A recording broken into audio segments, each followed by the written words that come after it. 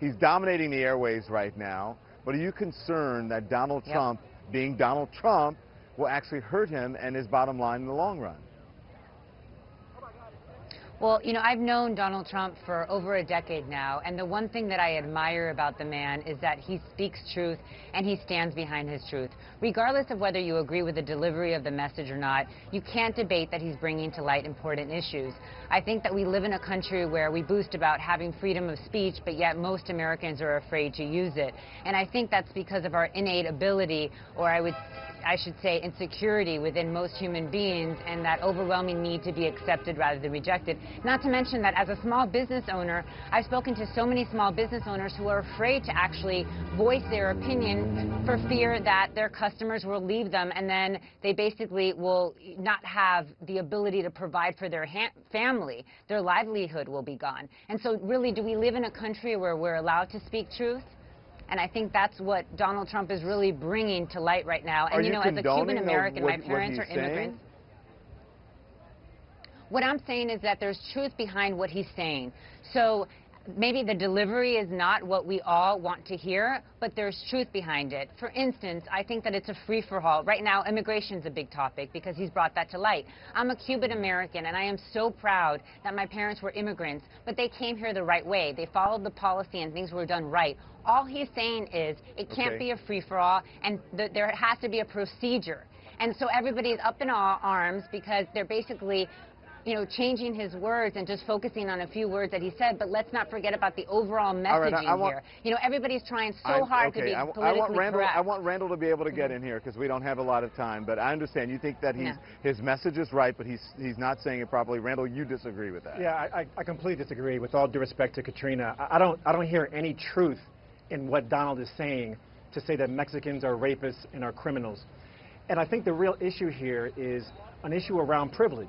Now, first of all, I don't think Donald realized what he was saying when he said it. And he said it as he was kicking off his presidential campaign, which is like his introduction to America as a candidate for political office.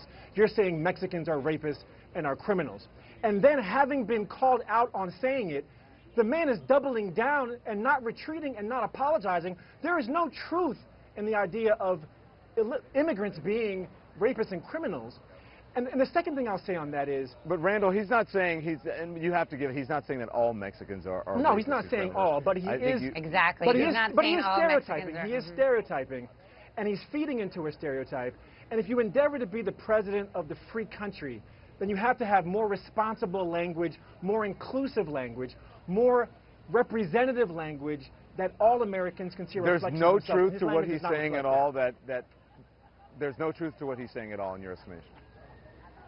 Well, there's no truth to the stereotype of Mexicans being rapists and criminals, no. And inasmuch as he has not retreated, he has lost sponsorships, he's lost business. And I don't think it's a matter of us not wanting to have honest or direct dialogue. I think it's a matter of insensitivity and a lack of awareness of what he's saying as a result of privilege. Yeah. But I think he's lost so many of those business relationships.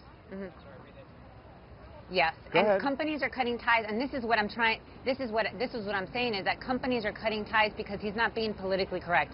Should he have mentioned, you know, the part about the Mexicans and labeling them as he's being completely politically incorrect. And I'm not saying that what he said about Mexicans being rapists is right. Absolutely not. That's not. That's a generalization. But what I'm saying is that how quick are these companies to basically cut ties with him because he's voicing his opinion on the general issue, which is immigration. He addresses that in an let's not just focus on. Let's listen. Macy's was weak. They were very weak because they want to be politically correct. By the way, thousands of people are cutting up their Macy's credit card right now, and I love that. I love that because I hate to see weak people when they're wrong. I think they're paying a very big price. So I apologize because there's a delay to cut you off. So that was in the interview. So go ahead and respond to that. So, and to his point, everybody is very quick when somebody doesn't have the popular opinion to basically cut ties with them. So really, my question is, do we have freedom of speech in this country or not? Because all of these countries are basically cutting ties with him because it's not popular opinion. But Katrina, and that's what's so fearful. Okay. But Katrina, the point is not... Let Randall get in here. The point is not whether Donald is articulating a popular opinion. It's whether he's articulating an offensive position, an insensitive position, an insulting position, and an inaccurate position. And so I don't think Americans have a problem with unpopular views. I think Americans, like myself, have a problem with views that are offensive, that are stereotypical, and that are divisive at a time when, and Don, you're in South Carolina, at a time when our country needs us to come together and to have language of inclusiveness. The last thing we need is a presidential candidate spewing language that is divisive, and that, unfortunately, is what Donald is doing.